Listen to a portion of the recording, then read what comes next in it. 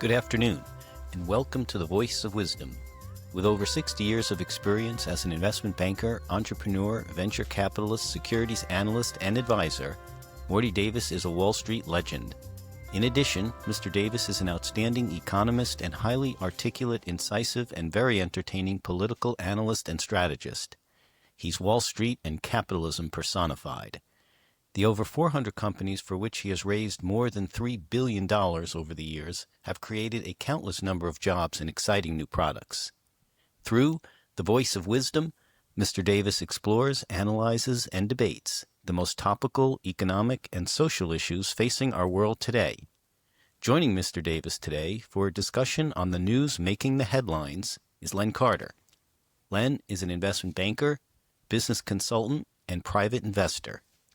And now, Mr. Davis and Mr. Carter. Welcome back, my treasured, beloved compatriots in doing this podcast. You are fabulous. Your comments and input during the week help us become much more knowledgeable and much more appreciative of different views. Some even harsh criticisms that initially I receive, I get a little PO'd and upset, and then I realize, let me think about it. There's a good point here.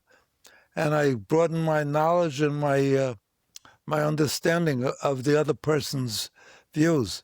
So keep on sending me your brilliant insights, and God bless you. I love you all. I wish you all the best of everything, you and all your loved ones. So now, without further ado, I start off always apologizing for the nature of this podcast, and as much as it depresses me sometimes, the first time I hear some of the news, and now to repeat the week's news again, which is inevitably depressing for me, and if you're at all normal, should be depressing for you, because it consists of a discussion of all the headline news. And the headline news is always, if not terrible, pretty atrocious. So, and that's because good news is not news that makes the front page of the New York Times or your favorite magazine or your favorite TV news program. It's always, fires and killings of little kids at school and their teachers, unprovoked, innocent people at church or at synagogues, and endless disasters during the week, floods and fires and volcanoes and every kind of negative that is interrupt you. I'm sure you find the same thing as I do. Interrupts all my favorite programs that I listen to, my cable television program that I listen to. So I start off by apologizing and also putting in front of you, if you have your program on TV, this program on TV, the introduction of my book, Happiness Guaranteed or Your Misery Back, so you can overcome all of the discouraging, aggravating, depressing effects that the discussions that we undertake during this podcast have on me, that depresses me and is a downer. And if you're at all normal, is likely to the exact same thing for you. So I start off with that apology and also the suggestion that you acquire the book on your screen that I wrote over 12 years, researching all the good ideas of how to be happy, how to be content, starting with the initial experience that took me out of my funk when I was a kid and young. I was always depressed by life. I was born in 1929, the height of the Great Depression. There was 25% unemployment. There was no welfare payments or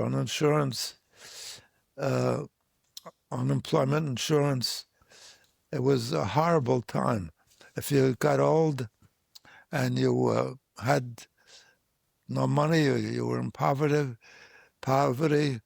you lived on the streets, homeless. Or they put you in what they called poor houses, where you were mistreated and abused and neglected.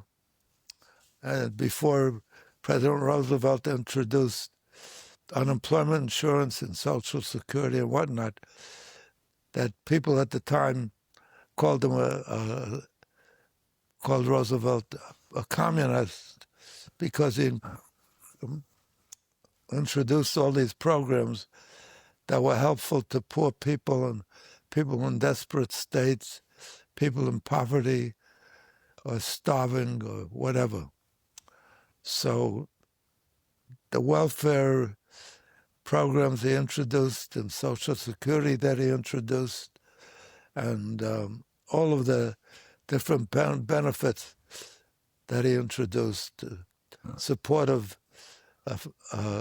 farmers that were going broke because the price of their products were so low people couldn't pay for them, or so high for the people who had no money, and farmers were going bankrupt regularly. Anyway, I can't repeat all the negative things that prevailed at that time, and including my own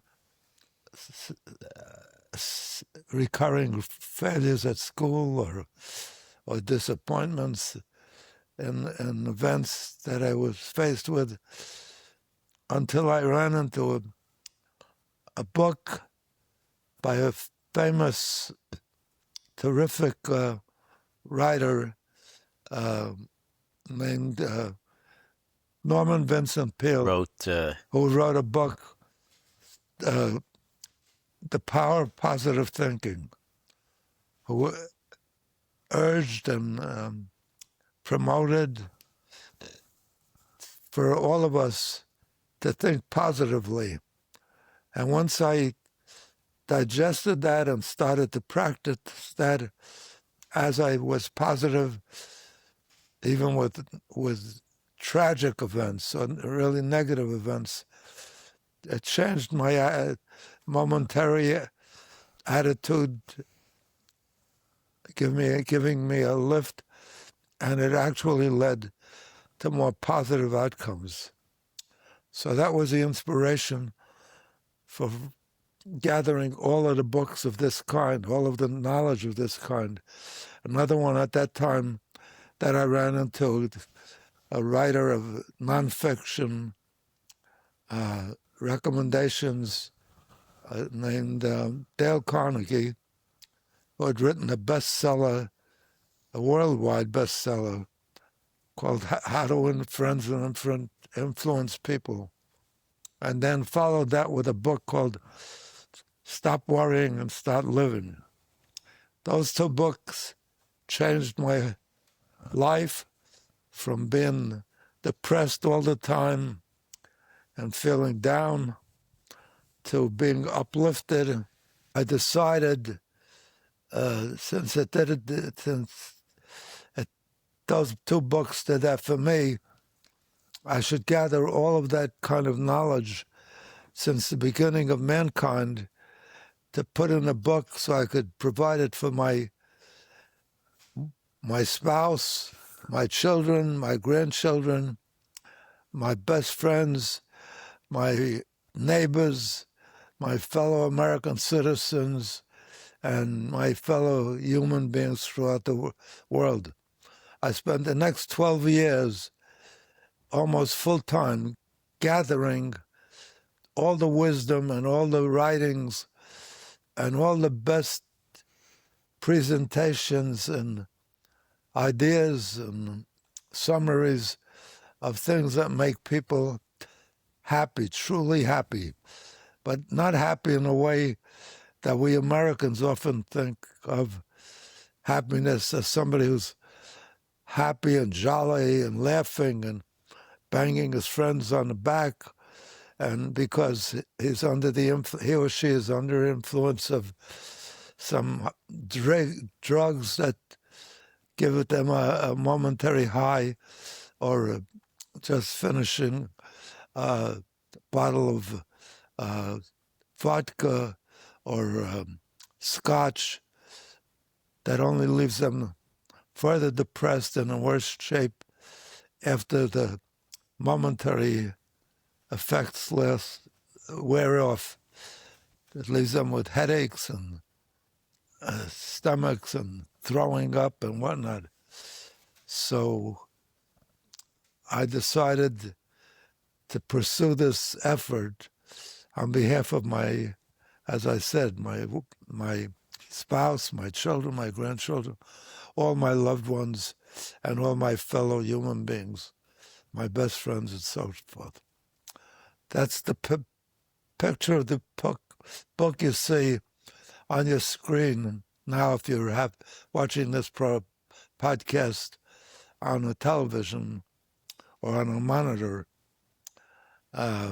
So I'm saying, to the extent that you will experience, as I expect you will, the same down feeling, the same depressions that I get from the week's news, from the daily headlines and the interruptions of breaking news on my various media outlets, my cable television, my network television.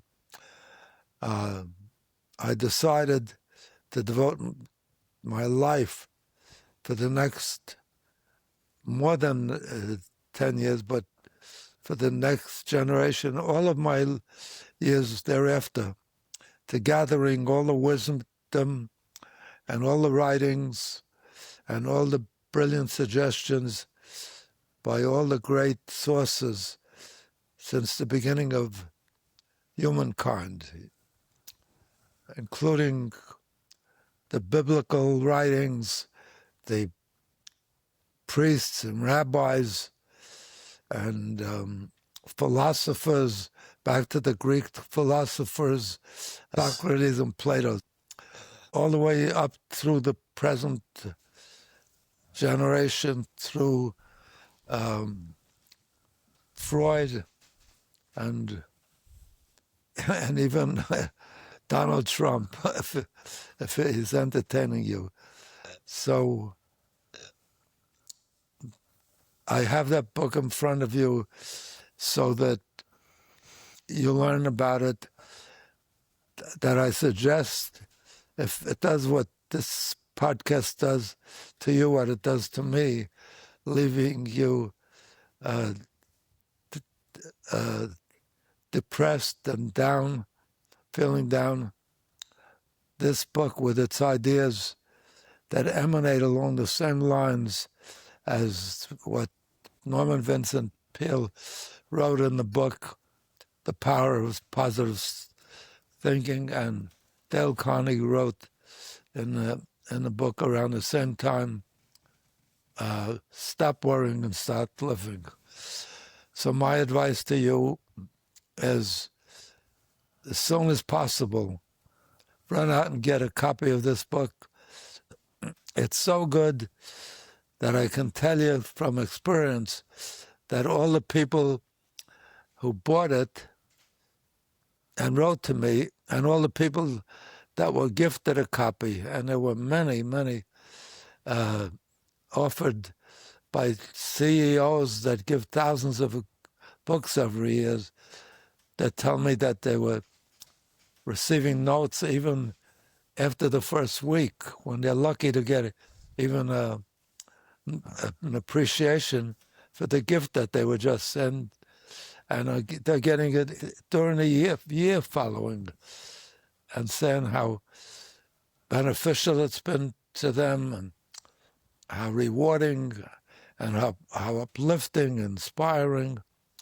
So as soon as you can, don't run out before the podcast is on, because you're the ones that make this podcast the success, whatever success it has been fortunate enough to experience.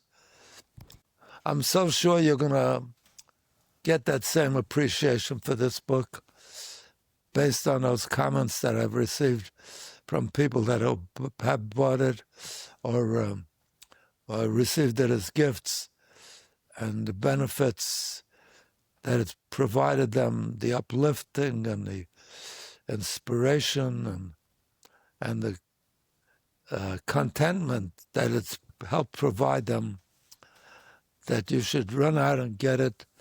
And if you don't find that it does the same for you, because of all the positive comments I got, and I haven't got one negative comment, all positive, if you don't experience the same benefit that all these people who have written to me or called me and told me how much they appreciate and how much it uplifted and made them more contented in their life, I will promise, I do promise, that if you would send me your attitude that you didn't benefit, that you didn't find fabulous help in being contented and uplifted and inspired, then I will do something that should make you happy.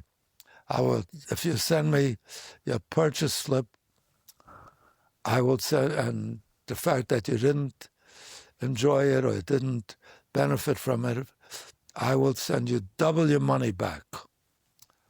Just send me the purchase slip, or even the purchase slip of the person who gifted it to you, and I will send you double the price on the purchase slip, even though the one who gifted it to you gave it to you without you paying anything. So the return is infinite. So that alone should make you happy. So without further ado and discussion of the book, that I urge you to run out and buy it as soon as possible. Not tomorrow or the next day, but as soon as this podcast is over. I don't want to lose you during the podcast, because you're my treasured cohorts in doing this podcast. And today we're lucky enough to have joined us again Len Carter, a genius, I know a lot of geniuses. I've been very successful in my career. I've raised billions of dollars for startup and early stage companies that have provided millions of jobs and made a lot of happy owners, businesses. So I've known a lot of geniuses, but amongst them, at the top of the list is my guest today, who's joined me several times in the past, and is a privilege and a pleasure to have back today at my persistent urging, so that you can benefit from his wisdom as well. He graduated at the top of his class at every university that he attended. Cornell University, one of the most highly regarded Ivy League schools, where he received a degree in electrical engineering, and then he went on after his graduation from Cornell to attend Harvard Business School, my alumni, the best business school in the world, and received a master's degree with honors, as I did, from Harvard Business School, and then finally at the #1 technical university that's graduated more billionaires, many of which became billionaires during their attending Stanford University, where Len graduated as well with a master's degree. And I can't praise him enough for his wisdom, and I'm delighted to have him join us again today. Thank you, Morty. Always good to be back. Thank you for joining us. It's a privilege and a pleasure to have you on. Thank you. And I hope my listeners, my cohorts in this podcast, Don't get sick of me. share my views after they hear you. They're not. He's also got a good sense of humor. So we had you had an interesting discussion last week about real estate. So we took a hiatus on the bigger world issues that have been going on, but not to worry, we're back. So, and as always, a lot's happened in the last couple of weeks, although maybe not as much as the last few weeks, because we're now about 12 weeks into the 6-week war. And at least a month or so, maybe. The war with Iran. Yes. Into a ceasefire, which has been not exactly a ceasefire, but not exactly a all-out hostilities the way it was in the first few weeks. So I think one of the things that I find amazing, and a lot of people I think share this, is, a regime that has been, under pressure, sanctioned, and with the force of the U.S. military, they're with the top leader assassinated, other top leaders in the military, and all of the leaders, assassinated, and militarily diminished substantially, keeps kicking along. It's somewhat amazing, I find, that and I don't think any of the military and leaders, including Commander-in-Chief President Trump, thought this was going to happen.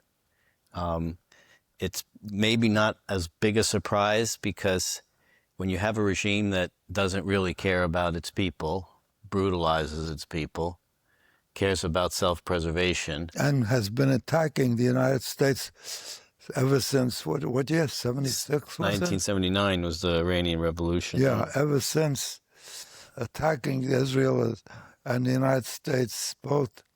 But the United States as the great Satan, and Israel as the less great Satan. But who would have thought that, that up against the U.S. and what's happened, militarily and politically, and just devastation in the government, that they would just be still there. Wiping out. Still there. And not only still there. Wiping out all their leaders. Yes. So not only still there. And they're troublemakers. But but effectively still there. Yeah. You know, closing the Strait of Hormuz, making trouble, and nowhere to be really, conceding. So saying their right to enrich uranium is absolute. They're not going to not do that. The strait belongs to them. I mean, all these things that are very brazen and very bold that they seem to be saying. So I guess with that as sort of the broad overview, and we see President Trump, I think, really, and his military advisors and other national security advisors really trying to figure out at this point, what do you do? I mean, it doesn't seem like diplomacy has been so effective. It doesn't seem like, military strikes have really crippled they still, they're able to cause the trouble they can with a few drones and some missiles and some speedboats, really. It's Right. and social media. They get on, the leaders get on X and social media platforms, and they say anyone who comes, who comes through the strait without permission is going to be, that has an effect. That threatening saber rattling has an effect. And look at what's happened. Oil markets are still shockingly high. There's still hundreds or thousands, I don't know how many ships just sitting in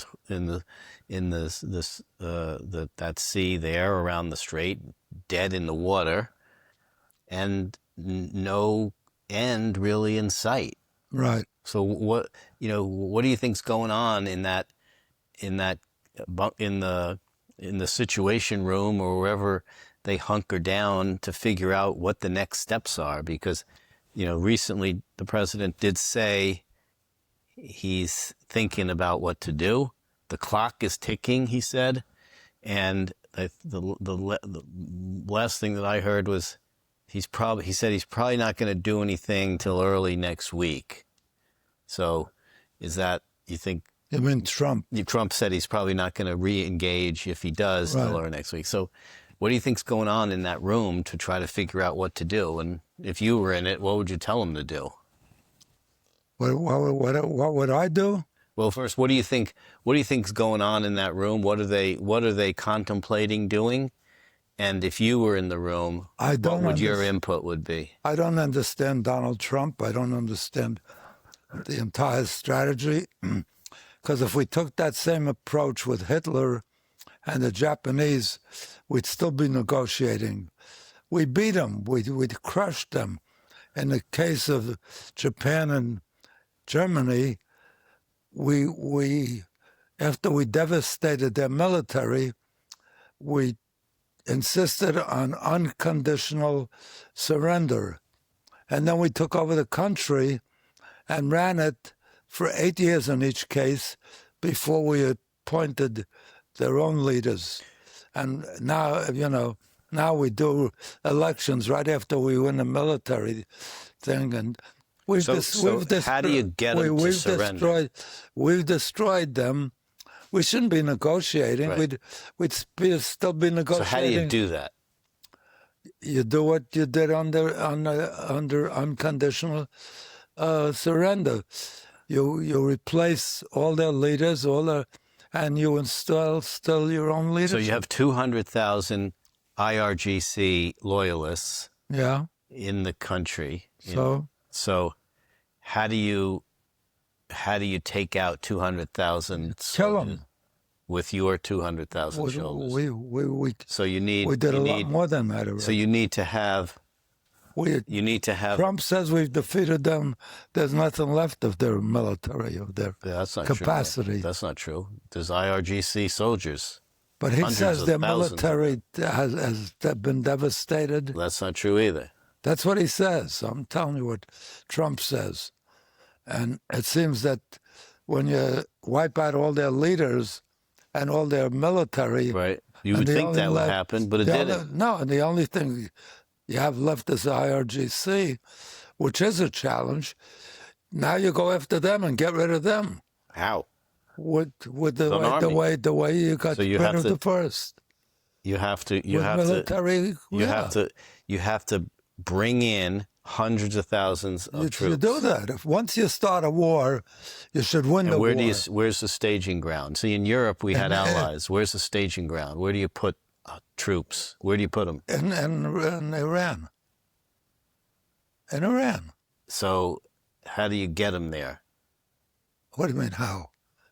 I mean, By ship, by plane, but you put them there, and they're immediately going to be attacked by it's because it's not like Europe where you go to war with them. Even in Iraq, we staged it from Saudi Arabia. So you need a staging ground. Where do you stage? Iraq How do you was do not it? a good example because we put in No, the wrong I'm talking leader right about away. the military I'm operation, saying not the strategy. We learned. We know what to do. We did it with Japan and Germany, and we do the same thing as we do with them. There's not a new lesson, but we don't do it. All of a sudden we win, we destroy their military, and now we're negotiating. What do you mean you're negotiating? They lost. They're acting as if they have some basis to negotiate from. So do you think they're going to do that? They have to do that if they want to accomplish what the goal was, to eliminate the threat of Iran ongoing. And it's an ongoing threat. From 79 till the present, it's been endless. Do you think one of the requirements to do that my view is funding? that you don't start a war till you're ready to totally finish it. So, and we started a war, and then we win the war, but then we were negotiating as if they're a major force. So how do you in order to affect what you're suggesting, you need funding, right? You need the Congress to somehow approve the war funding, like they did in other conflicts. They approved packages of successive funding. So do you think the Congress is going to do that? So far, I don't know if they will. So far, Trump hasn't depended on Congress. Right. That's because he says the ceasefire suspends the War Powers Act. I don't think he should go to Congress about this. He has to. I don't care. If it were me, I wouldn't. No, he has to, because the military has to be funded. Only Congress can fund the military. How do you fund the military as from the executive branch? You can't do it. If he says it's a war and he convinces... He has to convince Congress. He will. You think so? I'm not so sure. What do you mean? Since 79, we let a little country like that has no power to attack the strongest peace through strength. The margin of Republicans in the House is not very big. I mean, he needs to get a spending bill through Congress. I mean, we see how hard it's to get anything through Congress, even that they like. He hasn't had a problem getting spending bills through Congress, to my knowledge. I don't know. I mean, maybe he has. Yeah, there've been a lot that have been very highly contested. All this. Well, that's what you have to do. If he's a leader, he could do it. If he's not a leader, he can't do it. You're right. I don't know. We'll see. What do you think about? Is there a way?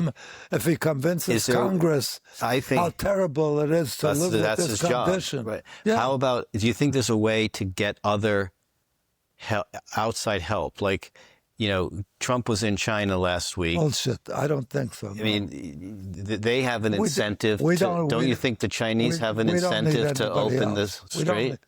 We don't need anybody else. But wouldn't it be better to get them to help? Ideally, it would be great if everybody would pitch in. But so far, NATO hasn't decided. Our traditional allies like England or France have not agreed to. So NATO has been... You think there's a way to get them to do that? I don't know. Do you think over time, high energy prices, and because it hurts them more than it hurts us, right? China is really suffering because they got all their sanctioned oil from Iran. Energy prices can be dealt with if you took decisive action. action. No. But if the United States. But I'm talking about in Europe. How does Europe deal with that? If the United States took decisive action and stopped allowing any export, we have more than enough to bring the price down to $3. But I'm not talking about the U.S. I'm talking about Europe. I'm worried about the U.S. I'm not worried about Europe. But my question was, how do you get Europe to engage in this? I don't need them to engage. We could do it without Europe. But I mean, we've done it all without Europe up to now. But why would you want to do that when you're always better off having a coalition and doing it yourself? But they haven't stepped forward. That's my question: is how do you get them to step forward? I don't spend my time. I don't waste my energy on that. I do the job myself. We're the peace to strength. We're the strongest military country in the world by far in the history of the human race. And we can do it without their help.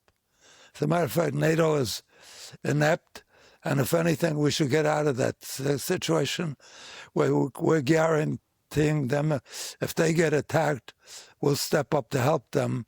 But in the case here where we're overwhelmingly involved, you would think that they would reciprocate as they have traditionally. England and France has always been on our side. All of a sudden, they're not interested. I don't know why. Because they're suffering. You're right, they're suffering. So that's what I don't understand. And also, if enough time goes by, maybe the level of suffering will get so high that they will... yeah, but you don't want to... We'll engage. You don't want to have...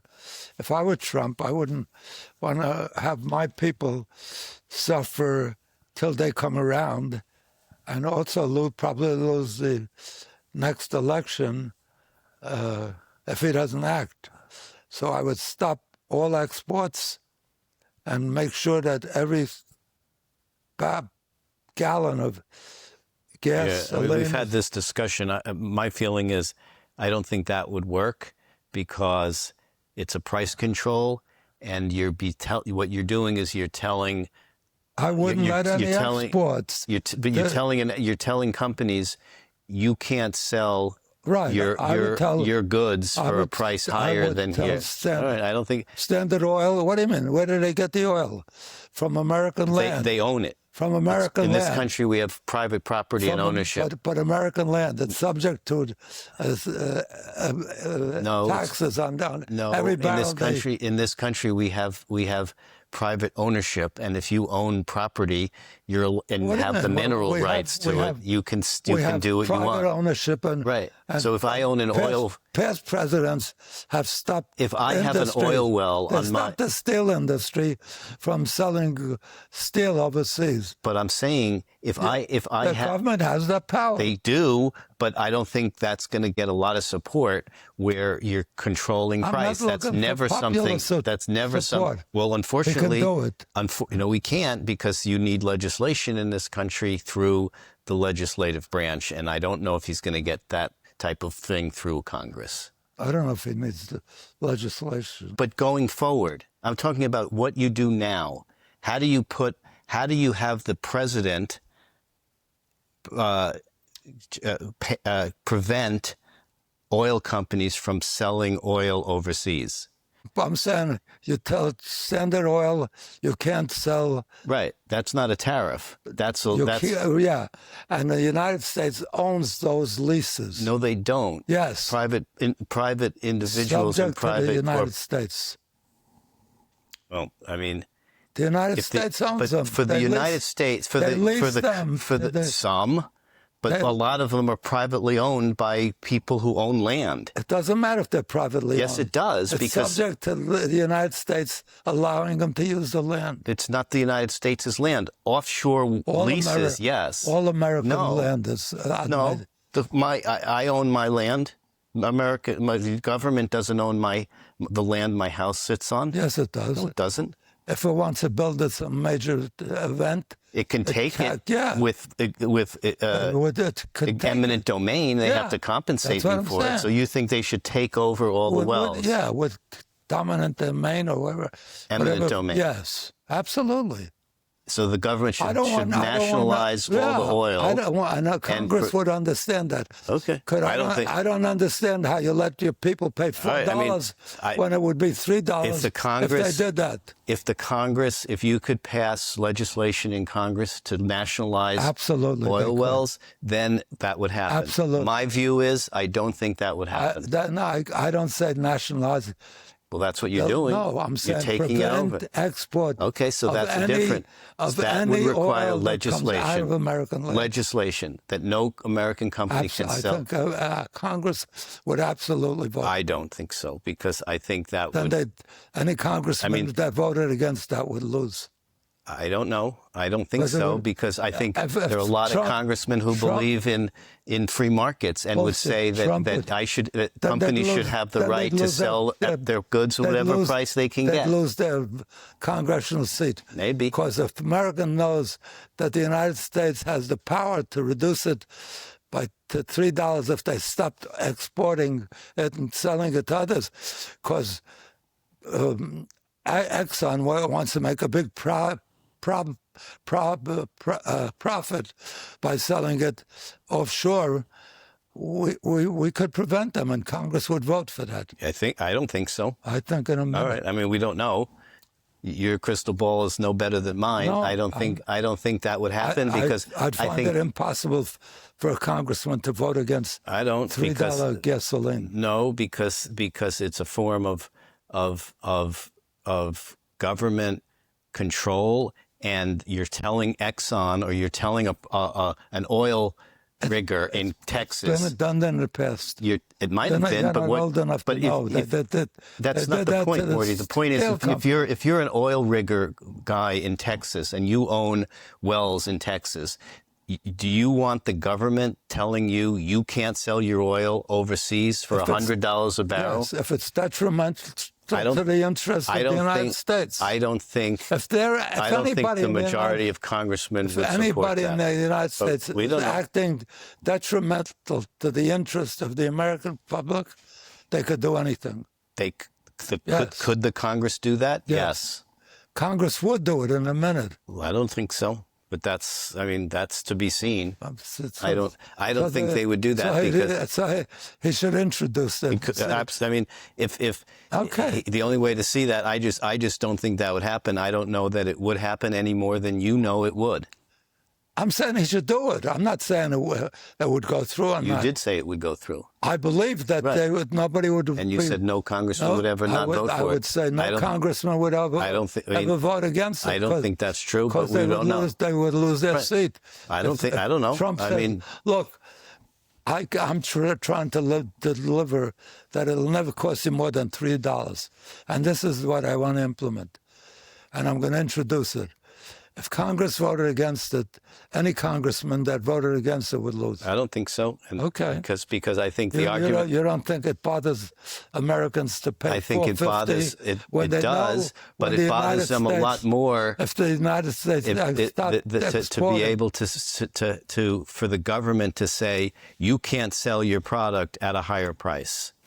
If I own an oil rig in Texas... The average citizen doesn't give a shit about that. Protecting Exxon, you think they care? I mean, I think it's a bigger issue than that. I think, and I think a lot of... But they would lose. He could go to Congress and get it passed. I don't know. In a minute. I don't know that. In a minute. I mean, I don't know that. And I don't know how anyone knows that. You know that voters want $3 overwhelmingly. But they also... they don't care about to pass legislation they don't care about, to require they don't to care forbid about, they don't care about that. I don't care. As a voter, I don't care about that. Well, I mean, we don't know. We don't know. I mean, I'm saying what I'm recommending to do. That's different. That's what I'm saying to do. No, but that's a fair debate. What you're saying to do, and then you believe something like that would pass. I don't believe something like that would pass. We don't know. I also don't believe that. If I were Trump, I would do that. You're asking me what I would do. Yes, and you said I can't do it. I'm saying I could, and I would. Well, you can't do it. the Congress needs to do it. You can introduce it. I'm I don't saying think it would get passed. I mean, I would definitely. you're saying it would get passed. I'm saying it wouldn't get passed. Just like I'm saying, I would definitely. I don't think that this Congress is No, going to fund one way more. to find out is to, if you're a leader, you do things that you think are difficulty, and then work to get it done. So how does the Congress? You think the Congress will vote for more funding for the war when it's as unpopular in the polls as it is?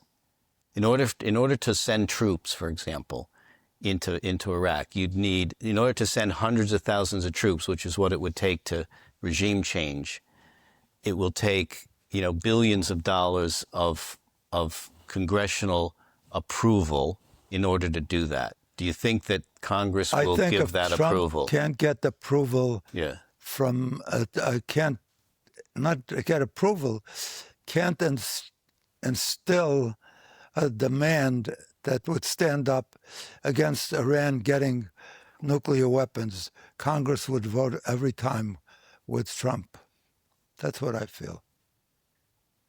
That's the minimum that he's asking for, and if they say, but in order if he to said, do I that, have to go to war Yeah. to get that, I'm asking Congress to support a further invasion. right? You think that Congress would go for that? Yes. I'm not so sure. He didn't get a vote from Congress to bomb the shit He didn't out have of to.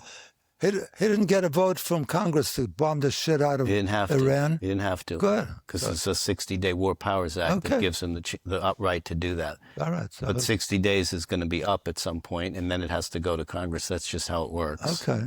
So I don't know, given the popularity of the war, to your point, which is a good one, that congressmen respond to their constituencies. I think in this case, constituencies, at least what the polls say, is the war is not so popular.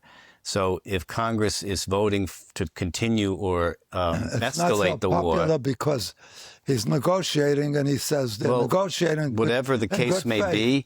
But if he said this was the one thing that he insists upon, and they won't do it, and therefore we need to send get troops in. Right. You think Congress will do that? All right. Absolutely. I mean, again, I'm not convinced that would be the case because of how unpopular because more people are going to die, soldiers are going to die, and that's never a popular thing. Lose the election. That's not a leader. If he can't get that minimum after winning the war and destroying them totally, their leadership and their military, then he's not a leader.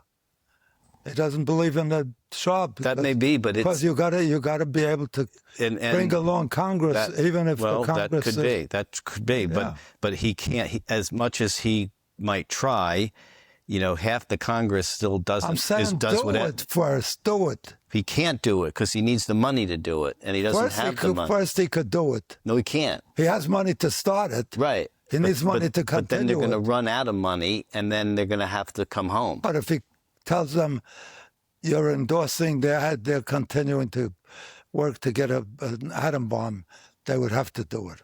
Well, they don't know I don't know because the public doesn't know what the war is about.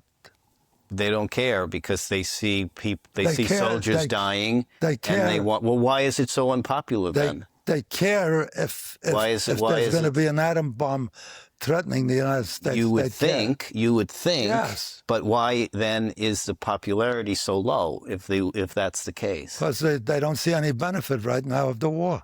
So if that's the case, then how is Congress going to approve more funding? That's what I'm saying. If we dealt with the Japanese and the Germans, and they told us the Japanese and the Germans are negotiating in good faith to end the war, the people would be against it. They'd say the United States is belligerent. They're corrupt. Why don't they make a deal?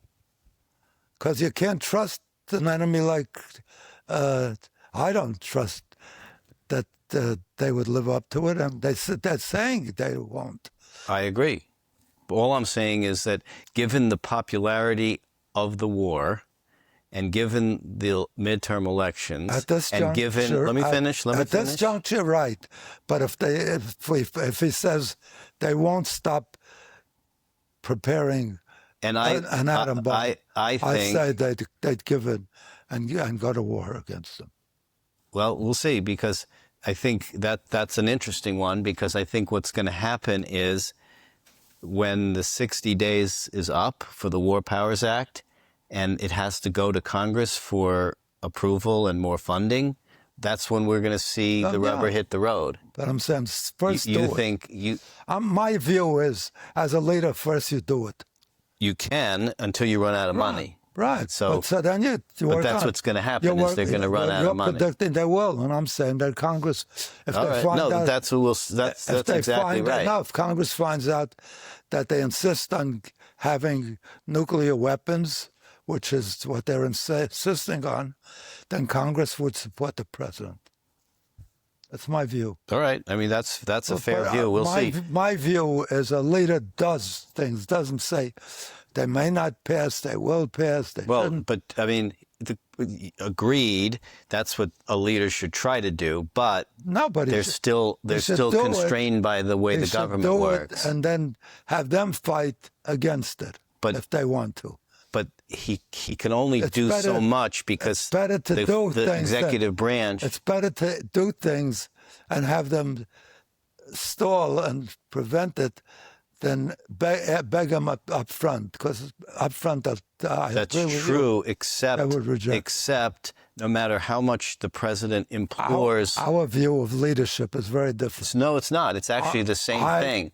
That you do it, even if the law says you can't do it. But you can't get money where there's no money. That's what I'm saying. It depends on the case you make. Right, but that's still getting other people to come along with you. Yes, but after you do it, it's easier to get. It may be, but you still have to rely on them. I'm saying that's what you're asking me what I would do. That's what I would do. I respect that and actually agree with it. I respect it's just I don't think it's going to happen. As much as I think it should, I don't think it's going to happen. I respect what your opinion is.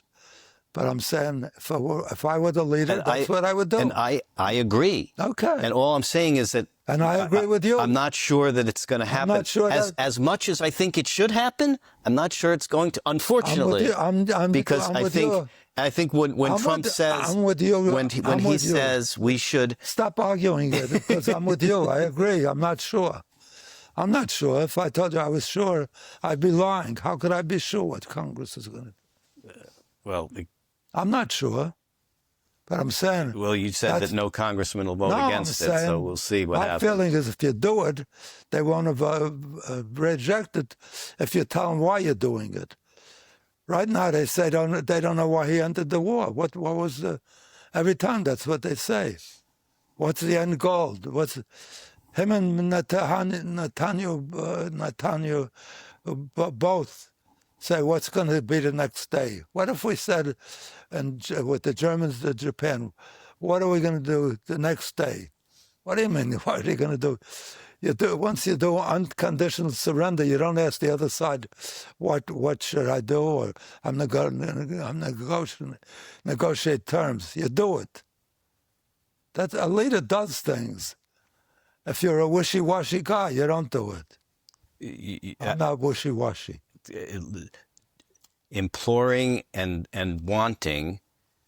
I'm not imploring. I'm saying do it. But you can't do it if you don't have the funding to do it. That's what I'm saying. Right now, you still have the but when that runs out, you're going to need Congress. And then so I'm convinced that I could convince. That's what remains to be seen. I tried to give them the out. I canceled the delay to go after them militarily and every other way, threatening them, and they won't give up the nuclear. What more evidence do you need? They want to get the fuck up the whole world. Not only the United States, not only Israel, all of the Middle East countries are against their getting the thing. So it's not like our unilateral view. Even President Xi in China agreed with Trump on 2 points. One, that the strait should be reopened.